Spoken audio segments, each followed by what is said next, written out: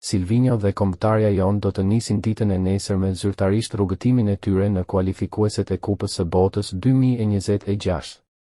Kuqezinjt do të sfidojnë në Wembley një nga skuadrat pretendente për t'i shkuar deri në fund këtij kompeticioni. Braziliani e di rëndësinë e kësaj sfide dhe prej ditësh ka zhvilluar përgatitje intensive me ekipin. Dorën e fundit të përgatitjeve timonieri do ja jap pasditën e sotme ku ekipi do të zhvillojë edhe seancën e fundit stërvitore para sfidës me Anglinë. Lojtarët janë të motivuar për këtë sfidë me Silvinhon që kërkon një rezultat pozitiv në Londër. Braziliani në krye të ekipit kombëtar ka 22 ndeshje. Ka arritur të marrë 9 fitore, 8 humbje dhe 5 barazime. Silvinho mori drejtimin e kombëtares para 2 vitesh. Në 22 ndeshjet e zhvilluara deri më tani kuqezinjt ja kanë dalë të shënojnë 27 gola ndërsa kanë pësuar 19 gola.